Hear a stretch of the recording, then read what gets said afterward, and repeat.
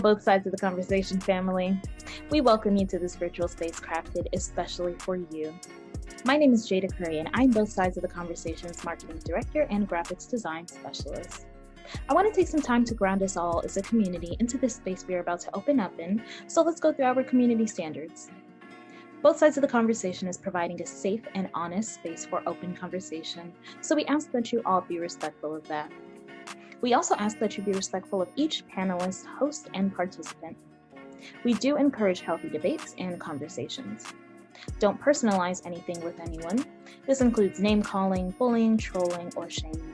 This will not be allowed or tolerated. Your perspective is yours. It is not a prescription. You do not have to agree, but show respect. These community standards apply to all of our live shows and any virtual spaces that we hold on social media, including YouTube, Facebook, Twitter, or Instagram.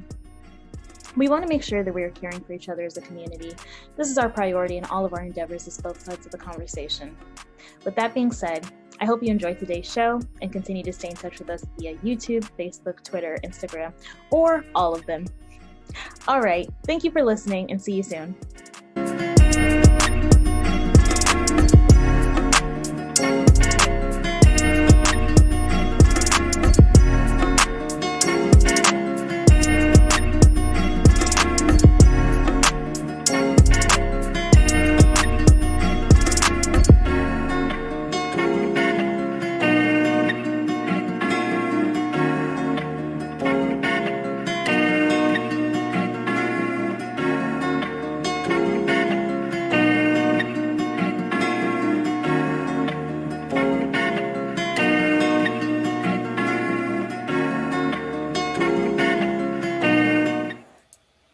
Welcome, everybody, to Both Sides of the Conversation. I'm John Henry, Executive Director. Today is Tuesday, so you all know what that means. We'll have another segment of our Hidden Gems where we will continue to highlight our Black and Brown businesses, as well as those community leaders that are doing phenomenal things to impact our community. Tonight, we have some amazing gems. We have some business owners. We got a young business owner. So I'm excited because y'all know here we always want to support our young people, especially our young businesses. So just excited to get to those hidden gems tonight. With that being said, I want to continue to say thank you to community for all of the love you all been spreading and checking on us. I am getting closer to getting out of this quarantine situation and getting back into the community. I missed a number of phenomenal events this past weekend, and everybody's saying, when are you coming back out?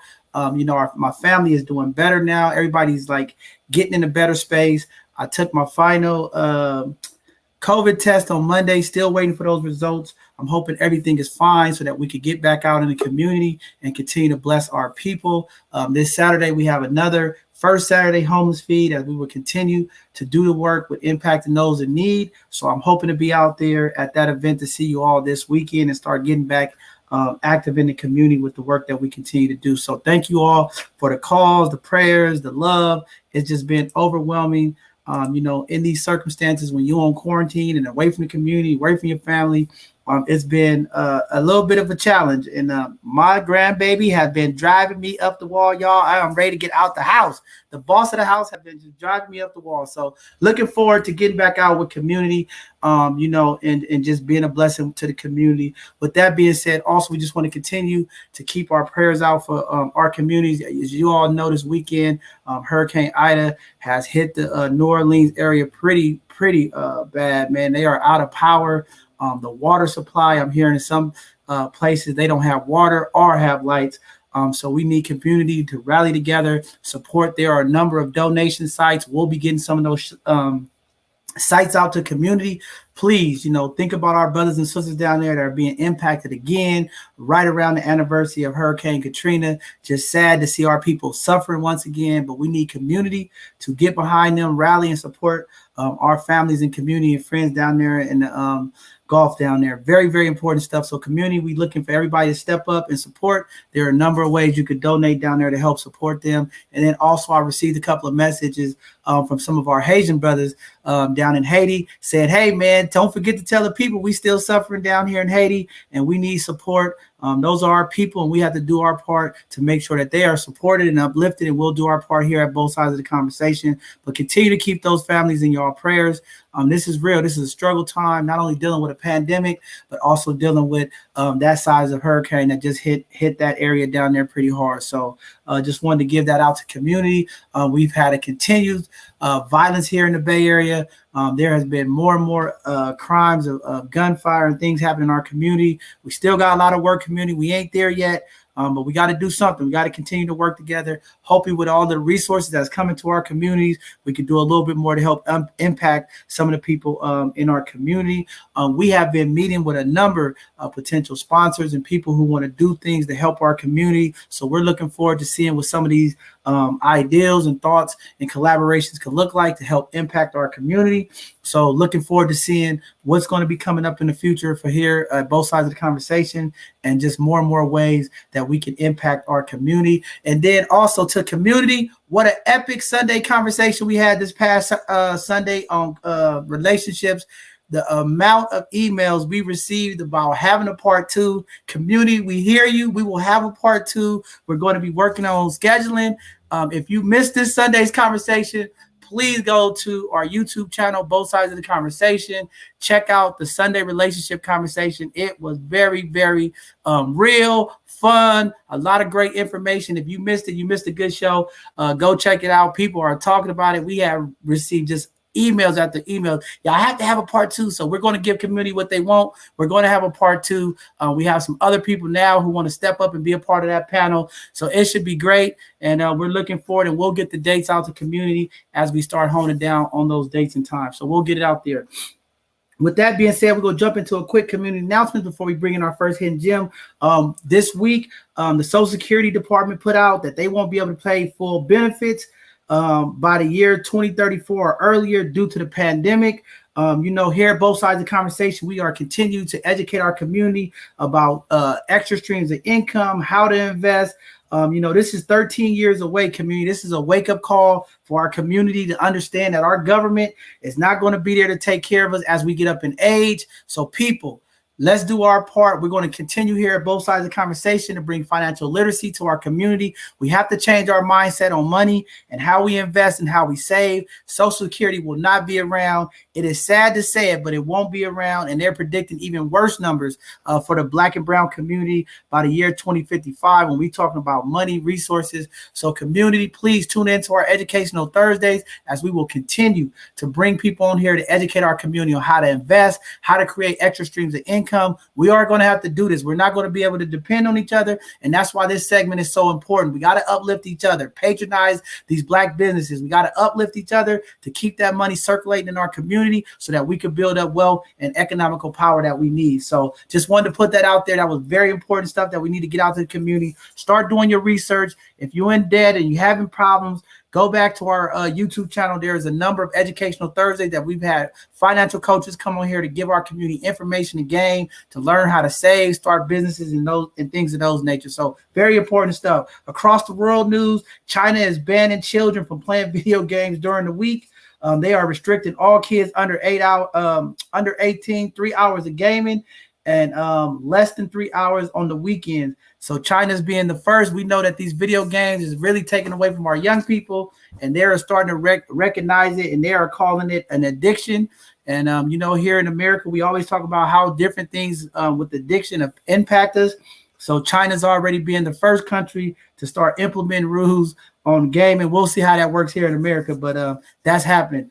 Also, with that being said, Caltrains is looking to hire more than 200 people to help clean up the Bay Area as part of Governor Newsom's Clean California program. They are looking for candidates to fill those positions with landscape, maintenance, equipment operation, and highway maintenance. That initiative will assist with all type of trash removal, and it will create thousands and thousands of jobs. We want to restore our parks, our waterways. So there's some information that we'll be putting out. How do you connect with Caltrain? They are looking for a lot of people to hire. So hopefully if you're in the Bay Area, you're looking for work. As we know, so many people have been impacted during this pandemic. There's some opportunities out there for you to get a career to help clean California, make it better. So we'll be putting that information out as well. Also, on September 7th, 100% College Prep will be having their 2021 College Mixer. So for all community families looking for ways to get scholarships and a way to help get your kids in school, please go to their event at 1201 Mendale Street. Talk with Miss Diane Gray over there, and she is a phenomenal leader, making sure that our Black and brown babies are getting the opportunity to get into college, and making sure that they have all of the information that is needed.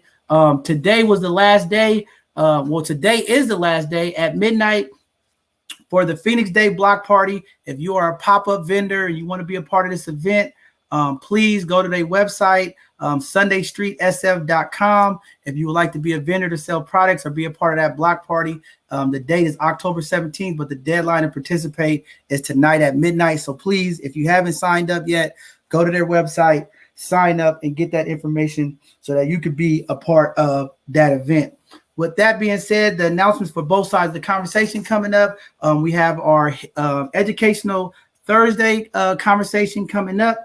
We're going to have Miss Eva Pena from the Voters Information to come on and do a presentation to help educate people about this upcoming election that we have in this recall election for our governor here in California. So she's going to come give the true facts and information about voting, where to go, the sites, and information that community needs. In California, there was a number of things that have changed with the voting. So a lot of people don't know, even if you're on parole or probation, you are able to vote. So she's going to come give all that information and gems to the community so everybody know how to be a part of this voter process on September the 14th. And we are going to be reaching back out to Larry Elder's team and see if we could get him on both sides of the conversation and come tell us as community his perspective of what it would look like if he's the governor. With that being said, our Sunday conversations are happening. If you, as I just said earlier, relationship conversation was happening. This Sunday, we are talking about solidarity and language. I want to have this conversation. Very important to see what solidarity looks like in the Black community, brown community. When we talk about Stop Asian Hate, when we talk about Black Lives Matter, all these different solidarity campaigns going on, we want to see what does that really look like? What does it mean to you? What does it mean to community? Is this what we really need to be in solidarity with? Or is there a bigger picture of solidarity we need to be focusing on? So that's the conversation for this Sunday. We still have a couple of spots left. We're going to see if we can fill those. I know this is the Sunday before a holiday. If we do run into that problem as we did last time, because it's a holiday with panelists, we'll most likely replay last week's relationship conversation for everyone. So just wanted to put that out there, heads up. On the 12th of September, we will be having that disability conversation part 2. We are still reaching out to our city departments who handle disability resources and benefits. We are still trying to get them to come on. So we'll be continuing to reach out to the Department of Public Health in San Francisco and some of the other Department of Public Health across the Bay Area to see if we could get some of these people to come on and talk about some of the things that have been impacted our people in the disability community and some of the complaints that they have addressed on this platform. And we want to ask those organizations, how do they get the support and how they fix some of those problems that they have. With that being said, on the 19th, we will have a part 2 of our community violence conversation. Part 1 was a phenomenal conversation. We had a lot of views about that. We are still trying to figure out ideals, ways we could stop this violence in our community. So we're going to have some more community leaders to come on and have that conversation, as well as some of the Dreamkeeper Initiative violence prevention organizations that are doing that work to come on and talk with community and find out what does that look like. And then the last Sunday of September, we will be having voter suppression conversations. As you all know, across this country, certain parts, voter suppression is real. They are trying to block our voices. We need to get out here and support and solidarity when it comes to that. Our ancestors fought so hard for us to have the right to vote, and we can just not let them slip through the cracks and take this important information and this important voice that we have taken away in our votes. So we want that voting power shift. So with that being said, I land my plane. We're going to go ahead and jump into tonight's Hidden Gems. We have this phenomenal sister that's going to come on and talk about some of the amazing things that she's doing down in Mississippi. So for all y'all that's always saying both sides of the conversation is just a Bay Area, y'all don't reach out. We have another phenomenal sister all the way from Mississippi coming on here to bless our community, talk about some of the things that she's doing and how we all could connect with our folks down there. So with that being said, I'm going to go ahead and bring up Miss Jarita Frazier-King. She is a phenomenal queen. I'm going to bring her up and let her introduce herself to community. And we just want to say thank you for being up late and staying to come on our Hidden Gem segment, sister.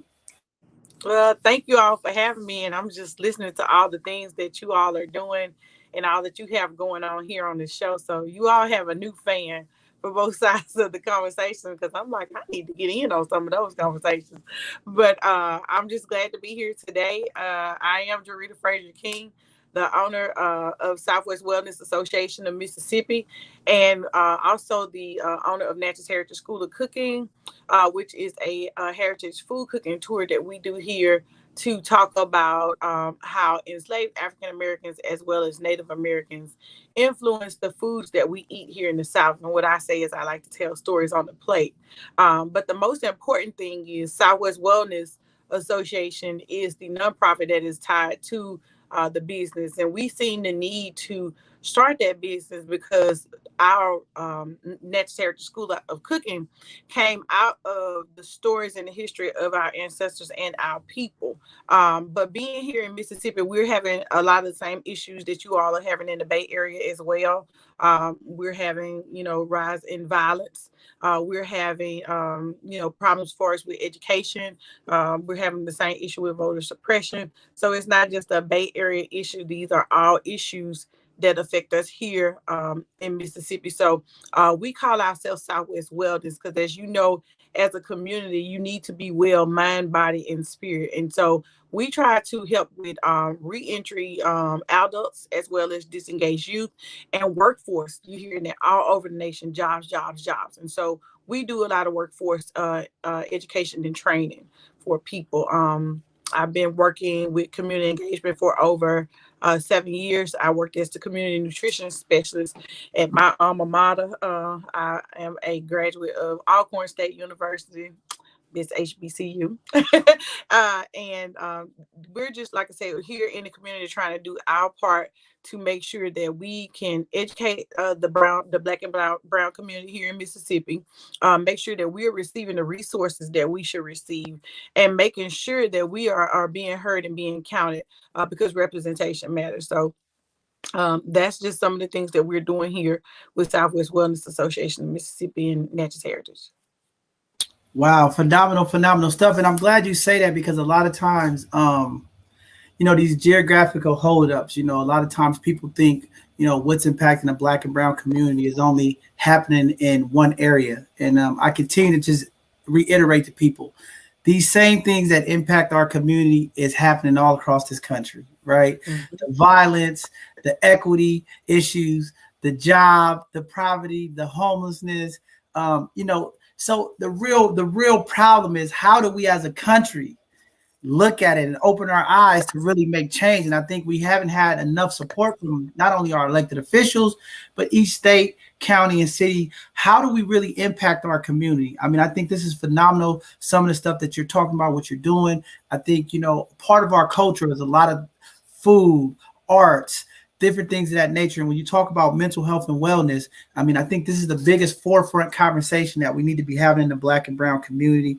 Our community has been hit so hard with so many different things over the years, and that trauma and some of the things that have impacted us just continue to plague our communities, and there's no support. It seems like there's a lot of organizations, a lot of different pushes to impact mental health and mental health awareness, but when it comes to the resources, when it comes to the culturally appropriate people that look like us to do this work, it seems to be a big gap.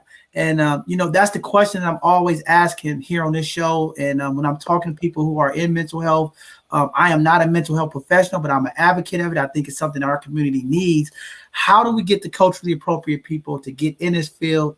I get frustrated because I know sociology, psychology, and those different pathways in education seems to be the highest spots where our people are going into those educational fields. But when it comes to the turnout into the community, it seems that those numbers are always being impacted. So I'm always trying to figure out, is it the money? Is it the training hours? What is it? And I know a lot of people talk about burnout, but what is it that keeps our people from being able to get into this field and really come back and impact our community?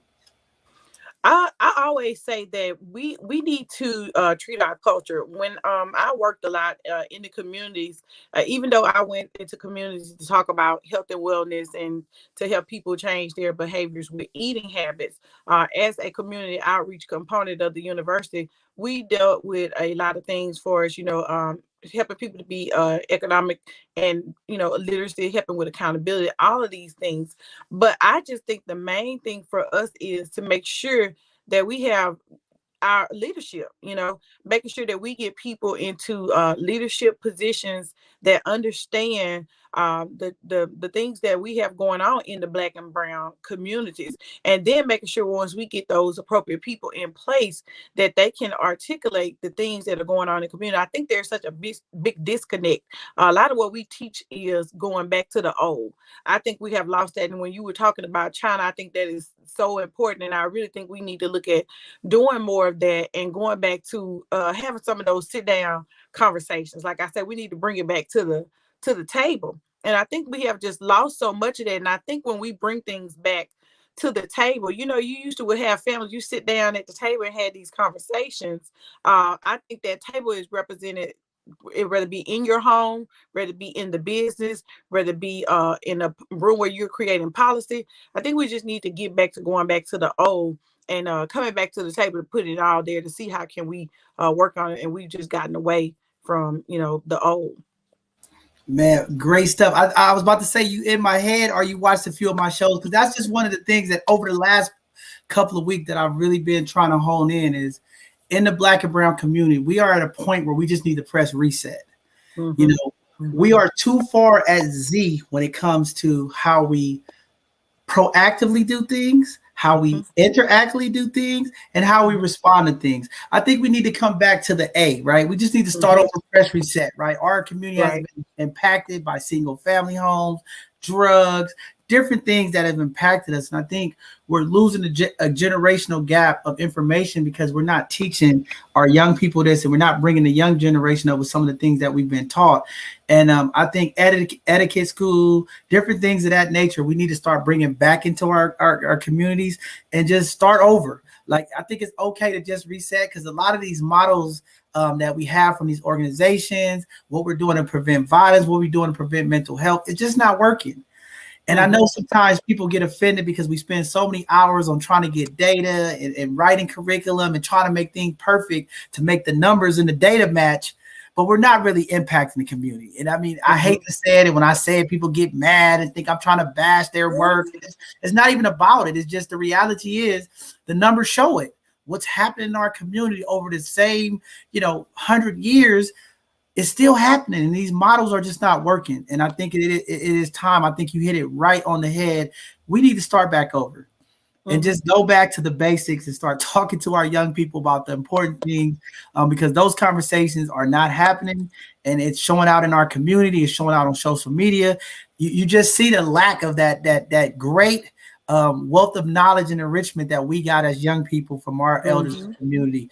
And I think it starts with our elders, and sometimes I get bashed because they feel sometimes here at both sides of the conversation. I bash the elders of the community, and I actually I actually love the elders of my community, right? I just think that we have some leaders and some elders in our communities, from the pulpit to our community leaders, who are doing a disservice to our community. They don't want to give up the throne. They don't want to give up the power. And they don't want to share with our young people and really educate them and empower them to equip to move our communities and forward. And sometimes what happens is the messaging gets stale, the disconnect of the years of information gets stale, and then the lack to work with the young people is really impacting our community. But we definitely need our elders for the wisdom, for the knowledge and the information, and for the resources that they have. But we have to get them to a point where it's okay to pass the position of power to the next young generation. And I get frustrated because I always hear, them say, well, who do we pass it to? And these young people don't know. And it's like, well, they'll never know if you don't pass it. There's going to be mistakes. There's going to be failures, and things are going to happen. And even in their lifetime, things have happened. But how do we support? And I think too much in our community, we are competing. We are doing everything to work against each other. And we really have to start working collaboratively and bridging that gap between our young and the old in our community. So that's just phenomenal. I'm glad you said that, because I think we really have to start thinking about that. If we really want to change the paradigm of our community, we need new ideals.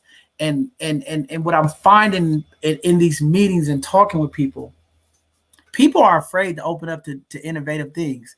We are so comfortable with knowing what we know that we're afraid to grow. And I think that's what's holding our community back. So many people are just used to doing the things that they do and the way they do it and how things have been done, that they are too afraid to open up and try new things that could positively impact our community. And I mean, even if you try something new and it don't work, I'm always saying, even if it don't work, we have an opportunity to change. But if we keep pushing the same thing that we don't work and expecting something else, it's just insanity. And I think right now across this country, the Black community is dealing with insanity when it comes to direction, leadership, models.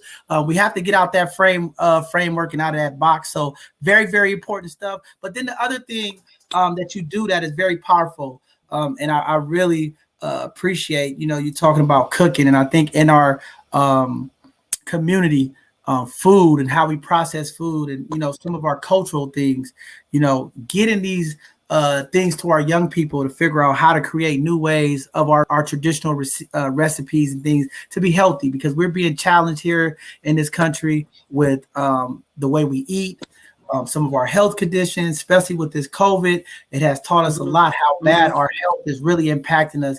And how do you fix that in cooking? I mean, what are some of the things that you do to still have a delicious meal, but make sure that it's healthy and appropriate for wellness? So, as you know, here in Mississippi, we are in the top 3 states for obesity in the United States. And a lot of that has to do with, again, we have to treat our culture on so many levels. And it was always the way that we prepare things. It was the way Big Mama did it. And so that's the way that I'm going to do it. But just looking at how can you do things differently, it's all in the preparation. But right now, like you said, due to COVID, people, it's a telltale for them really looking at diabetes, high blood pressure, all of these opportunistic diseases that we have in the Black and brown communities are really affecting us through this COVID. People who have diabetes really need to watch what they are eating, especially during this time of COVID, because you need to look at how you're taking your intake of food.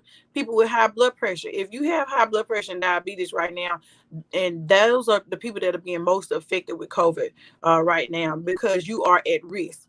So looking at some things to change is, opposed to us doing things the way we've always done it, just like we said for everything else, we have gotten so used to doing things one way that we have not considered just keeping it simple, going back to the way it was. And so that's the one thing that we look at is, as African Americans, we were not, unhealthy eaters. We developed a lot of these things out of necessity. That was all that we had. People did not have access to fresh fruits and vegetables. So that's one thing that we're trying to go back to, is encouraging people to have more of those community gardens. as you know, our ancestors, they ate black and brown ancestors. They ate very robust meals that had to sustain them. People now people eat to eat. You used to eat because you worked and you needed the energy. Now we just eat to eat. Food encourages all of our behaviors. If we happy, we celebrate. Let's go out to eat. If I'm sad as a woman, I'm gonna sit up eat that tub of ice cream, and he probably wouldn't work it no way. But all those things like that we really have to look at. Also to the mental health, the mental health of it.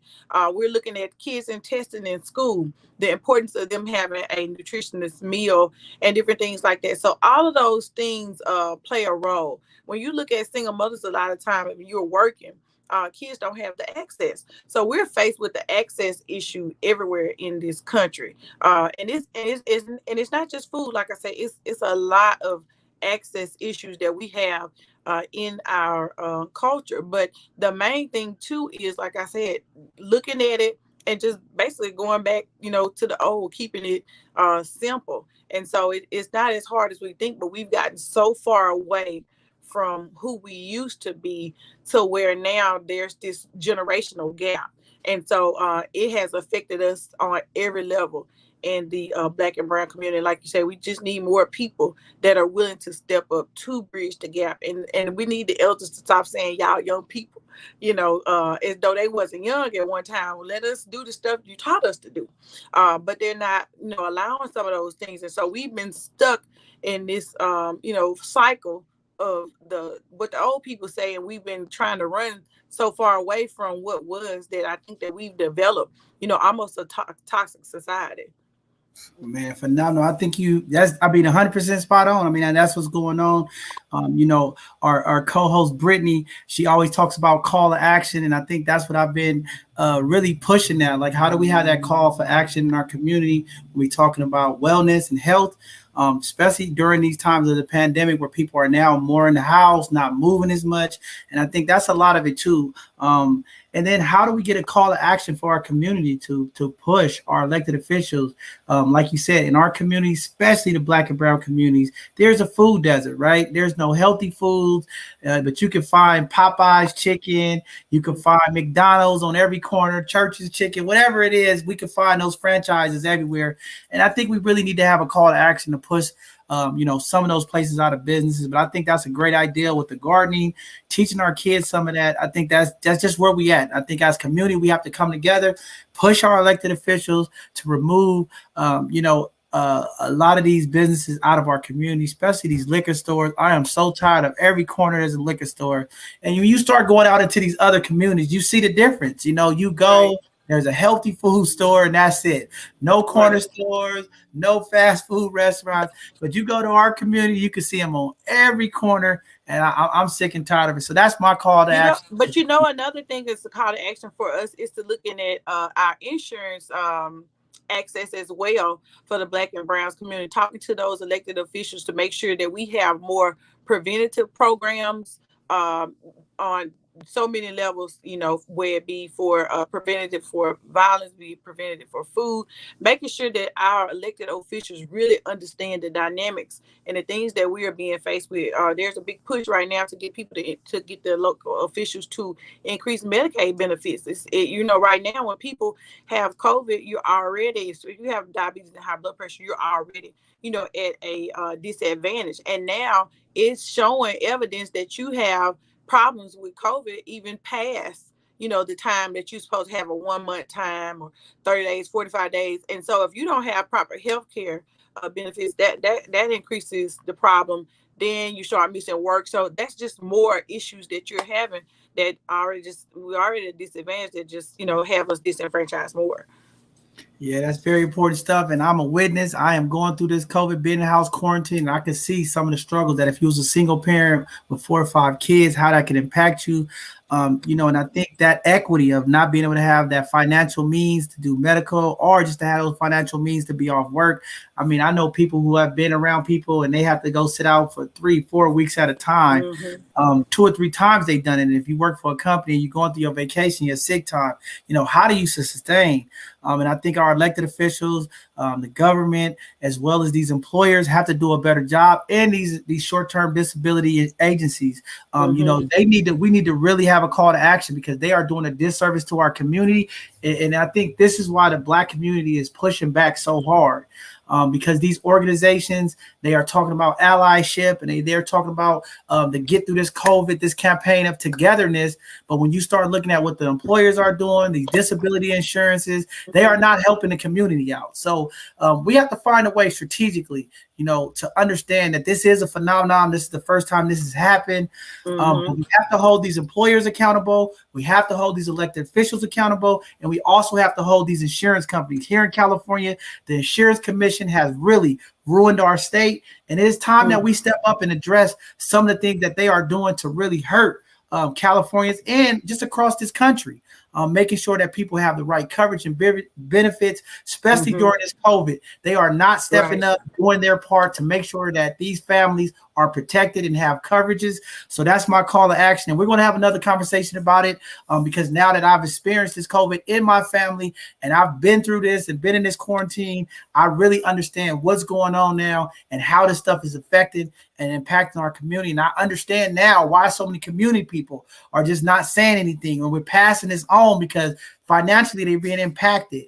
The workplace, they take off, if they have to quarantine 2 or 3 times, they're losing their jobs, they're getting written up. Like, there's a lot of things that's happening, and our employers have to do a better job. And I think it's time for our elected officials to really start looking at these insurance companies and these benefits that these organizations are giving to their employees, and making sure that when we're in these times of emergency, that they are stepping up and protecting our community, which they're not doing. So I'm gonna try to get Larry Elders to come on here because I want to see what's his plan to combat the Insurance Commission here in California, as well as Gavin Newsom. We're going to keep reaching out because we need to hear that. Too many times they pop up in the Black community. They want our votes. They want us to be a part of this political process, and they sell us all of these things. And once they get their elected seat, you never hear nothing back about it and how they're blessing and supporting the community. So very, very important stuff. So before I let you go, at your school, so what's the top meal? What is the kids? What is the students trying to cook? What's the top meal down there? Like I said, we're not a traditional, cooking school. Not like a cordon bleu. Not like anything you would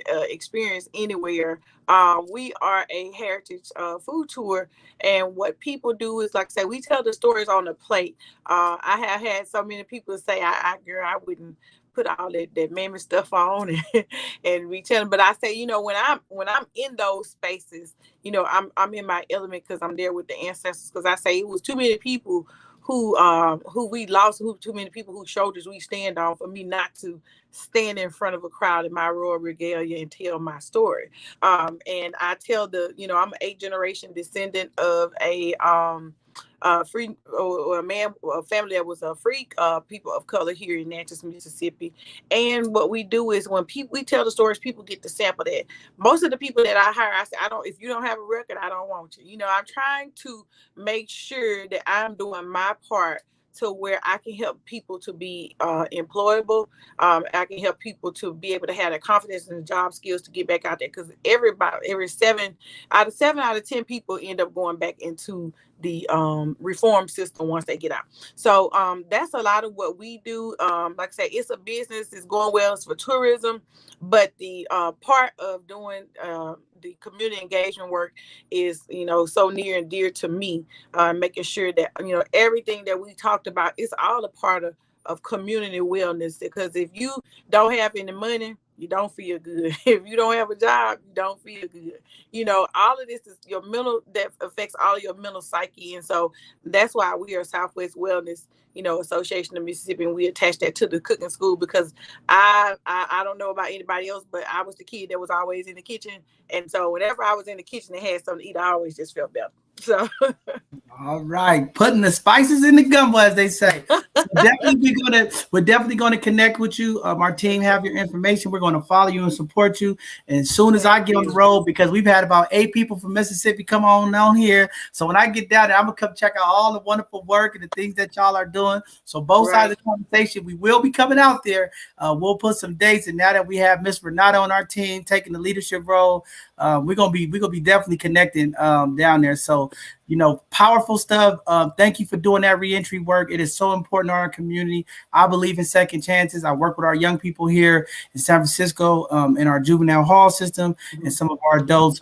And this work is very important, and it is very, very honorable to see the work that you all doing to make sure that when our people come home, they get some opportunities. Because sometimes, that second chance that we say here in America is not always there. Right. And we want to make sure that they get back and have a great experience and transforming back into the community and being productive and having those opportunities. So thank you again for the work you're doing. We're going to stay connected with you. We'll get you hit up on all of our social media handles. And when we get on that road again and start hitting these cities, because people are asking us all over the city, when y'all going to come here? So we're going to be moving around a little bit, but we got some commitments and some things that we need to take care of. But we definitely going to be on the road. We'll make sure we stop at y'all cooking school and check out some of the work that y'all doing.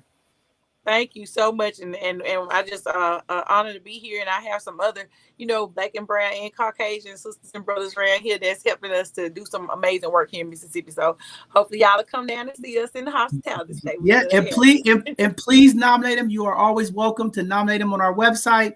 We would like to hear what they're doing. This platform again is for the Black and brown community. No matter where you are, we want to uplift those people and let them know thank you, because so many times in this work that we do of blessing people and working with people in our community, sometimes that acknowledgement, that love and support don't get recognized. And that's why you're here tonight as a hidden gem. We want to give you your flowers and your honor and say thank you, Queen, for doing the things that you're doing for our community. It is much needed, and we want to recognize you way out here in California and give you some of that love to keep you motivated and keep going. So thank you very much. Thank you. Good night. All right, good night. All right, community, y'all see that phenomenal way in Mississippi, blessing the community, taking care of the people. That's what it's about. And we'll continue to uplift and support those businesses and those people that are doing that work. So with that being said, we're going to go ahead and bring up one of our local phenomenal young business leaders, Miss Lilla Polk. We're going to bring her up and let her talk about her business and some of the things that they're doing. I know they had a youth business event that I missed because I was on quarantine, and y'all know I would be there to support y'all business, but we're going to support you anyway here at both sides of the conversation. But come on, Miss Young Lady, young business owner, CEO, come tell the community what you're doing and your products and how we can support you.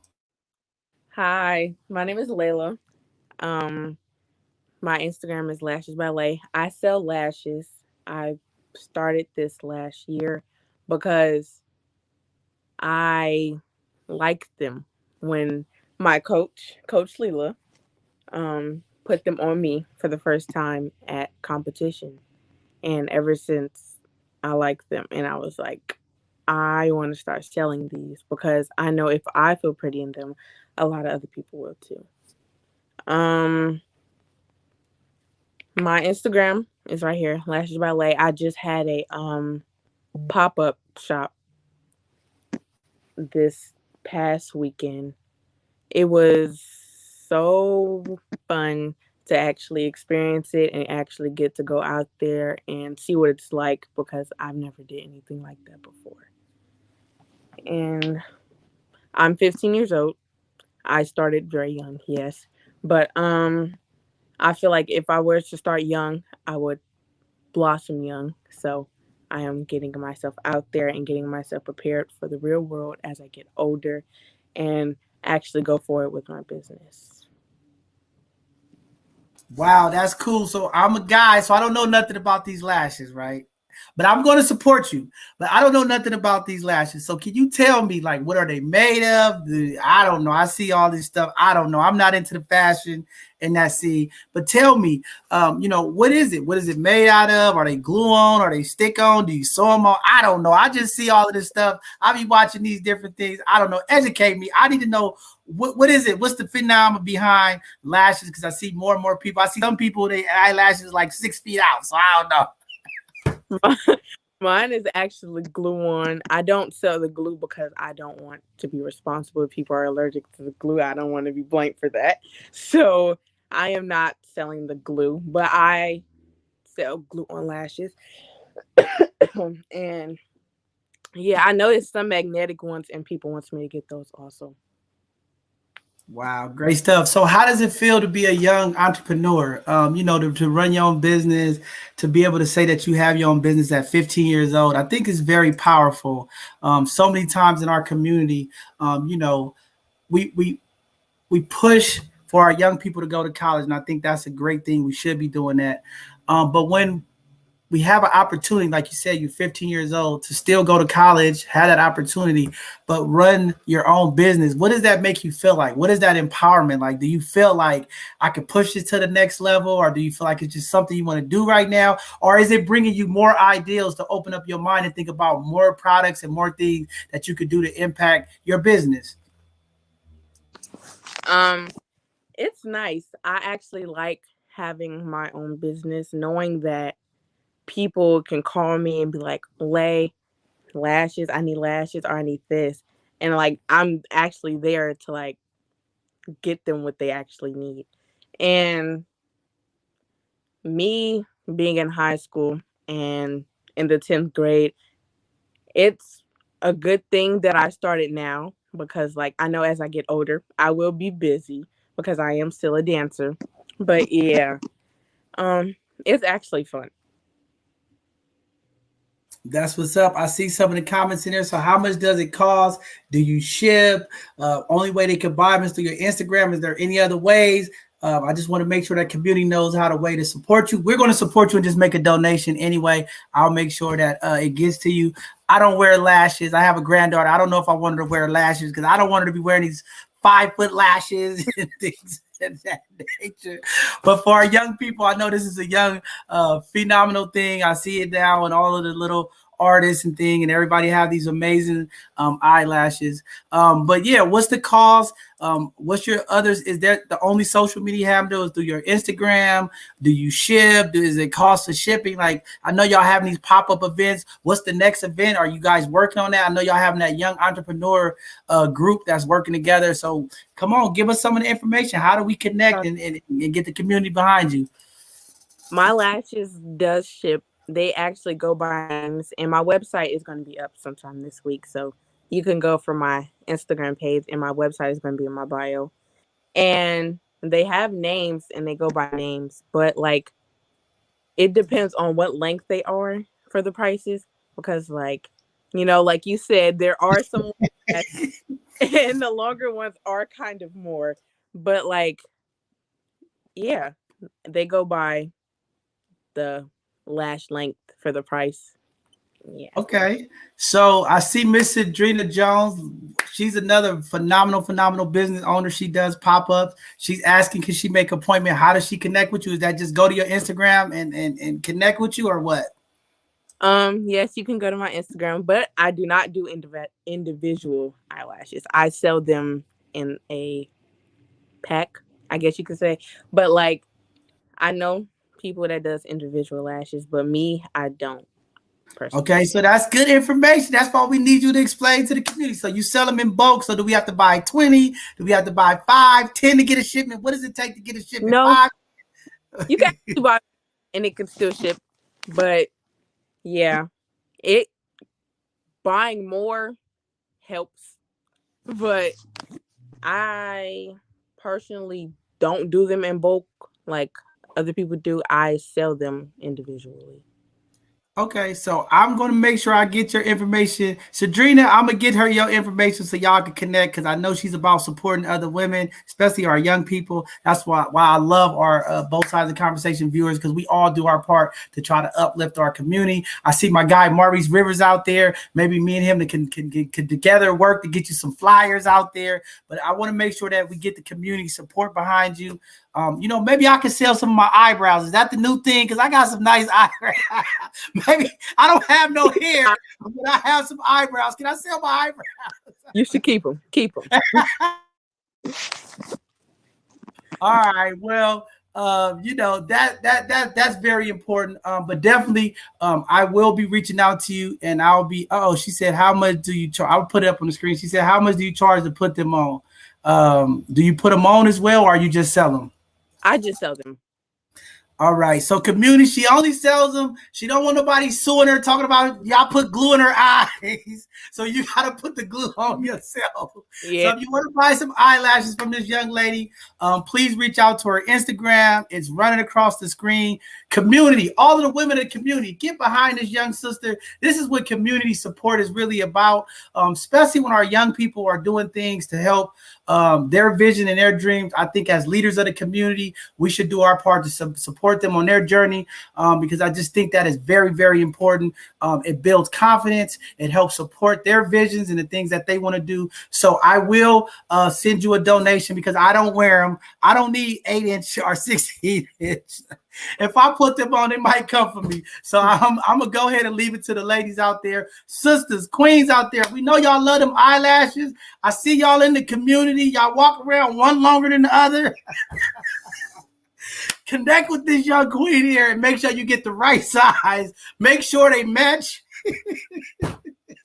And support her business. And I'm only being funny to keep it real. But again, we're going to definitely support you. And maybe me and Maurice, we can connect with you if you need some support with websites and things of that nature. Because it's very important. On a serious note, you young people really move me and inspire me because, again, you all are doing this from your hearts and your vision and your belief of what you want to do. And I just want to make sure that our community supports you, because too many times in our community, we don't support our young people. We don't get behind you all, and we don't want you all to quit. And I know that feeling when you have ideals and you want to do something and nobody's supporting you. It is very frustrating. So I want to make sure that I'm there. And I know Sadrina is, very, very about entrepreneurship, young women business, Black women business. So I'm definitely going to connect you with her, but you will get a donation from us. We will support what you're doing. Please don't send me a pack because I'm just going to put them in the trash. I can't wear no eyelashes. But again, when you break the phenomenon and you start selling eyebrows, let me know because I can sell some of these and put them in a pack. I want to get some of that money too. I can sell some of these. They grow back and I sell them again. But thank you very much for coming on. Is there anything else you want to tell community? How to connect with you, or any upcoming events? Let us know. There are people in the chat saying that they're going to support you. So everybody out there, that's her Instagram. That's where she's at right now. I know some of our elders in the community ain't too technology savvy, but we'll get her information, a phone number to reach out for y'all that need it. But if you have access to Instagram, put this information at Lashes by Lilla and go support her. Put an order in, support the young lady out, and make sure that she gets the things that she's doing. And I am proud of you because I know the work you're doing and the stuff you're doing with Feline Dance Group. I am so proud of y'all. I've been watching y'all while I've been on quarantine in the house. All of the events y'all been at in the community, blessing our community. You young queens are so phenomenal. Y'all are fire. And that's what we need in our community, to have our young ladies engaged and doing stuff to help our community out. So we are proud of y'all. We see y'all feeding the homeless. We see y'all cleaning up the community. You all are doing a lot of stuff to impact our community. So thank you. And that's why we wanted to bring you on, not just for your business, but we want to tell you thank you, because I think it's very important for our young people to have humility and compassion for others in our community. And we know y'all coach believe in that, and she train y'all and teach y'all about that. And we see y'all out in the community giving back and helping everybody. And for that, we want to also bless you and support your endeavors as well. So thank you very much, young lady. Thank you. All right, we're going to be getting those orders out to you. Community, check her out. Go on Instagram. Please don't buy none and ship it to me because I ain't going to wear them. All right, y'all? Don't be trying to play me out there. I see y'all in the chat trying to play me. But thank you, young lady. We'll see you soon. I know you'll be back. We'll be out in the community with you all as well. So thank you very much. Thank you. All right. With that being said, we're going to bring back, a phenomenal guest. She is doing so much in our community. She was on here a few months ago, and she got bitten by the Wi-Fi bug. She couldn't speak straight. Her phone kept coming off and on and all of that stuff. So today we're going to try to give it another shot to make sure Coach Lilla gets to come introduce herself to the community and talk about her dance group and some of the community outreach that she is doing with her collaborations and working with these phenomenal young ladies like the one you all just seen. That's one of her dancers, and she has been just a gem to our community, making sure that our young women feel empowered, safe, and making sure that they're doing the right things to support themselves and what they're doing in their dance careers and beyond for community. So again, welcome, Coach Lilla. Thank you for all the stuff you do. You support everybody, so we have to support you and your organization and your crew. But thanks for coming back on tonight. But go ahead and talk to community and let them know who you are and what you're doing. Okay, first, good evening, you guys. Can everybody hear me? I hope so. Yes. I switched laptops in hopes of being able to get the message clear, the video clear. Thank you guys for having me on tonight. My name is Coach Lilla. I'm the director of Feline Finesse Dance Company. We're an all-female, fiscally sponsored youth dance organization rooted in Bayview Hunters Point. We self-identify through genres of hip hop and West African. We strive to create a safe haven for all young ladies to freely, creatively, and artistically express themselves through dance, while empowering them to reach their fullest potential goals and dreams. These young ladies are not only dancers, they are community leaders. They're involved in several community projects around the city. We have a garden that's over at SF Rec and Park, Heron's Head Park at the Eco Center that we definitely go and volunteer. We'll actually be back this coming month in September, that first weekend. But definitely.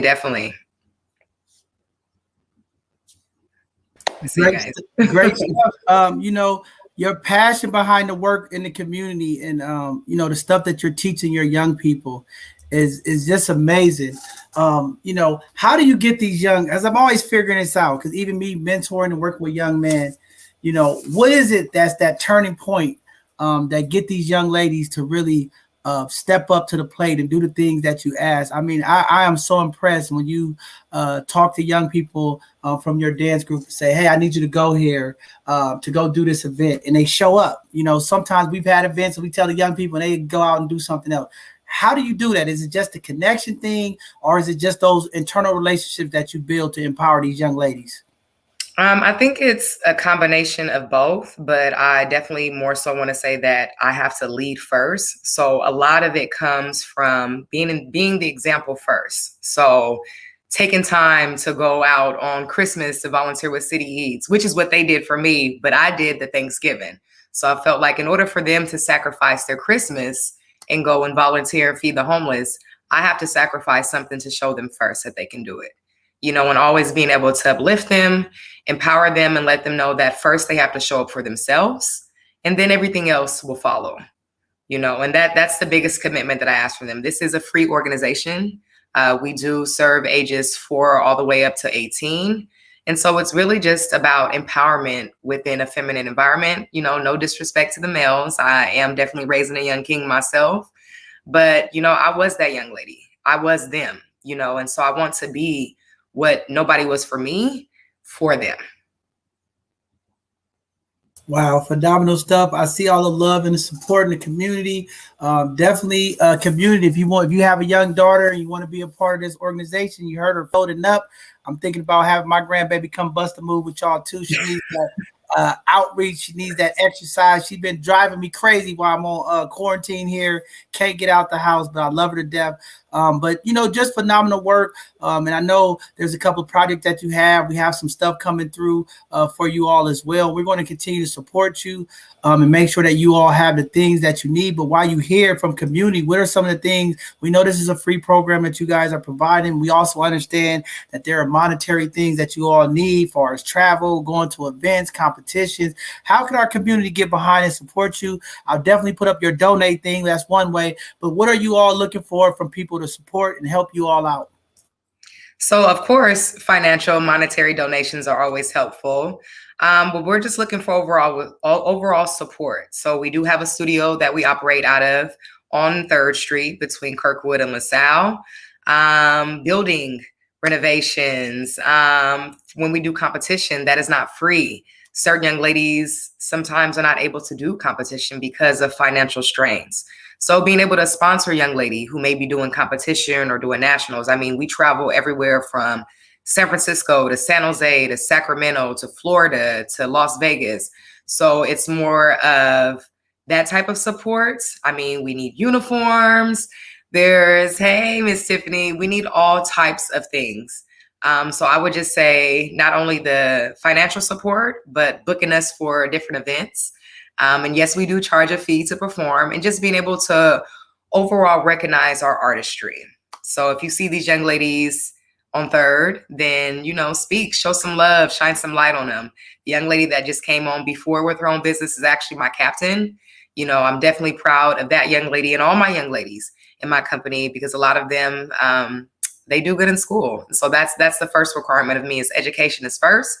And then performing art stuff can come after. So they know if they mess with me, then we're going to be on the books and we're going to be in the community. Wow, very powerful stuff. I think that's great information. Community, all these community events. I know we're getting closer to the wintertime and rainy season and all kind of things of that nature. So a lot of stuff are going to be going indoors as we start getting closer to African American Month, History Month, and all these other phenomenal events is going to be coming in. Please make sure y'all remember to add Feline Dance Crew to your event.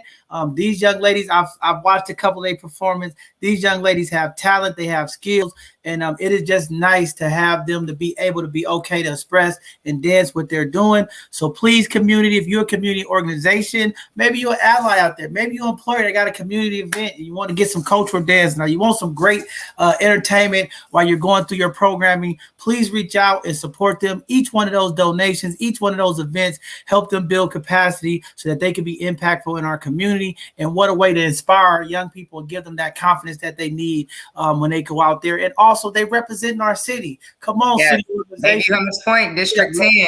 Let's we're all about putting that unity back in community. So it necessarily doesn't have to be you guys giving financial donations, but the collaboration and the connection itself. So if there's any events that you guys have going on out there that you need volunteer work with, just any type of community collaboration, it doesn't necessarily have to be me. I have so many responsible young ladies that love to do community work. So please utilize us. Let's connect. Man, definitely very, very important stuff. We have a job here in San Francisco, as they say. Take care of our own. Make sure that they're doing good. Want to give a big shout out to Nate Ford and the SF Rebels. They are out of town right now playing hoops, representing us. And every time that these organizations and these young people go out of our city, remember, they are representing our city, not only our district, but they are representing our city. And we want to make sure that we send out the best wherever they go for any of their endeavors. So please support. The donate information is up there. If you need the Feline Dance Group to come do anything for any of your events, please reach out to them. Very, very important organization and a much needed pillar in our community with our young women, with some of the mentorship and things that you are doing to impact them outside of dance is very phenomenal. So we just want to make sure that we uplift you and support you. And I'm happy tonight that your Wi-Fi is holding on. You're not static. Yes. I better stop. You might get kicked off. Stop. Right. I'm trying to be so still. I don't want to move. I'm like, let me just stay, and I definitely want to, while you guys can hear me, give a shout out to our community, because I feel like without the love and the support of you all, this journey that we take here in District 10 and beyond would just not be complete. So I see you guys. I appreciate the shout out, and we love you all. Thank you for all your work. And I know we're working on things together for collaborations in the future, and we're doing a lot of stuff together. And I just want to say thank you for your support, always stepping up to the plate, willing to be that pillar in the community to make sure that our community is informed. So many times there are resources and things coming to our neighborhood, and our people just don't know about it. So I just want to thank you for going above and beyond. Always try to make sure that the information is getting to our community through our social media and things of that nature. It's very important stuff. I mean, there's so many times we're having this lack of communication just because of the information and education. So thank you for doing that, and always being a helping hand, support, and just stepping up to all these volunteer events, making sure that we have those young people to come out and help feed those in needs and clothing and different things that you all be doing for us. I just really appreciate you. You are a pillar of community. You are the heartbeat of San Francisco HP District 10 with the things that you all doing. So thank you very much. And we're just glad to have you here tonight. Glad we didn't lose the help of so many others. The help of so many others. But we're going to give you your praise tonight. Tonight is your night to get your praise. This is what this segment's about, highlighting you all, giving you your flowers and uplifting you and your spirits. And we know that you are very humble and compassionate. You don't want that attention. But tonight, both sides of the conversation, we're giving you that attention. You've been doing your thing, rocking out, and trying to be collaborative with everyone. And we just appreciate you. That's what we need in our community right now. We need more collaborations and less competition so that we can get the work done and make sure that we bless our community. So thank you very much for being here tonight and just working with that young lady. I am just very, very proud to see her starting her business journey. And, just to look back and see the work that you put in when we talk about planting those seeds in our young people and watching them bloom is just a blessing. And it is a beautiful thing to watch, especially here at both sides of the conversation, as we are the narrative shift organization that's helping tell the story of our young people. What a way to show community. Look what our young people is doing. This is what that narrative shift looks like. Our young people stepping out of their comfort zone, doing things that sometimes in our young people in the community don't do. So I'm just proud of those young ladies that you are working with and our young people that are going to school and trying different things to better themselves and better our community. That's what it looks about. That's what it's about. So thank you again for coming on. And we'll see you all soon in the community. Hopefully I'll be back out this weekend at it again, starting up a second round of blessing our people, giving back to the community. Looking forward to seeing you all soon. Thank you, Coach Lilla. Thank you all. Blessings. All right, everybody. With that being said, this is going to be the wrap of tonight's show. Thank you all for tuning in. This was our Hidden Gem segment.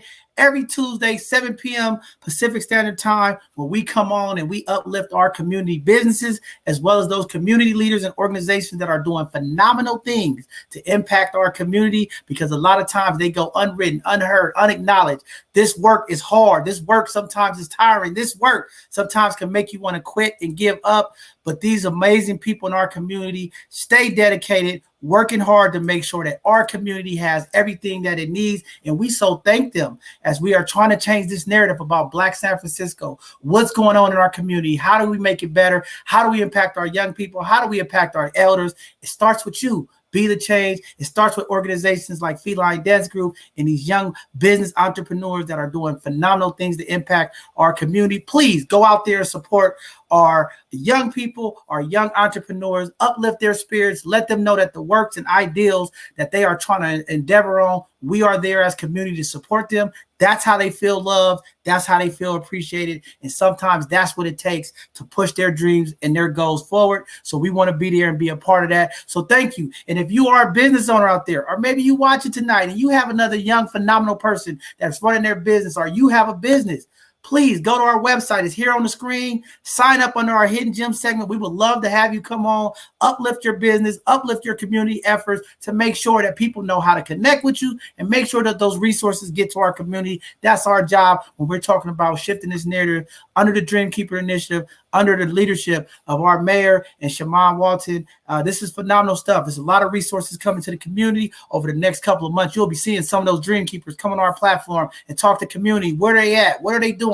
How are they blessing the community? Looking forward to that. It's going to be very, very powerful stuff. So keep tuning in, keep watching. Make sure you go to our YouTube, like, subscribe, turn on the alert notification so you know what's going on. Because once I get back out in these streets, man, there's a lot of things that we're going to be doing. We're going to be going live. We're going to be in events. We're going to be impacting people. We're going to be traveling all through the Bay Area, blessing our people at these events, making sure that community know that we are here to bless our people and uplift our people. So I am looking forward to it. It is going to be fun, especially as we walk into these winter months, finding out ways that we can utilize our platform to help connect community and still have programming that everybody loves. So I think it's going to be phenomenal. But with that being said, this Thursday, please come back to both sides of the conversation. This Thursday, we're going to have a phenomenal sister come on here and educate our community about this voting, this re-election for September the 14th. Going to give us all the gems, the information that we need to know, how to get out there and vote, some of the misinformation that's been going on, who can vote, who can't vote.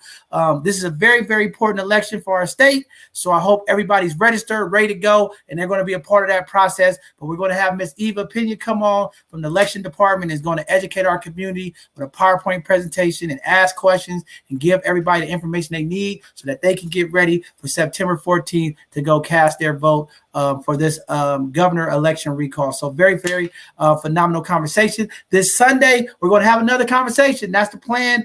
We have a few guests who already registered, but if we see the number of participants go down due to this is Labor Day weekend, we're definitely going to cancel the show and replay it, and we'll get that back on the calendar as we have a couple of calendar events that we had to move, and we'll bring them back up. But community, what an epic conversation. Thank you for all the love. This Sunday's conversation was popping. The response that we had from community about the conversation was just amazing, amazing, amazing. And we're looking forward to having many more amazing conversations in our community as we are doing more and more work to collaborate with other organizations, other sources. These conversations are going to start getting deep and powerful in our community as we make these collaborations work. We have some phenomenal organizations that are willing to work with us to bring some of these much needed conversations in our community as we talk about changing the narrative, shifting and pivoting our information in our community, and that messaging that's going out. I think it's going to be great to see some of the things that's going to come out of this in the future. So I'm excited. I hope you are excited and appreciate some of the things that we are doing to help bring our community together and uplift our community. And we will continue to do that, and we will continue to support you as well, but also support us. We need some support here at both sides of the conversation as well. We still need volunteers. We still need that monetary support. Don't forget, go to our website, click the donate button, support us as well so we can support you. Be a blessing to be a blessing. That's the motto. We're going to continue King supporting Queen and King supporting Kings. That's our motto here. We're going to keep doing it at both sides of the conversation. So thank you all for tuning in for tonight's Hidden Gem segment. We will see you all again live this Thursday at 6 p.m. as we're going to have Eva Pena come on and educate our community from the election department as we get ready for September 14th election day. So with that being said, thank you all. I hope you enjoyed tonight's Hidden Gems. Reach out to them. The young sister, she got them lashes, ladies. All y'all ladies that want them long lashes, make sure y'all reach out to the young queen and support her, because I'm tired of seeing one longer than the other. Okay, get the ones that's even. All right, go to Miss Leilah Polk's Instagram, by the right side, support the young queen, and we'll see y'all all next show on Thursday. Have a blessed evening.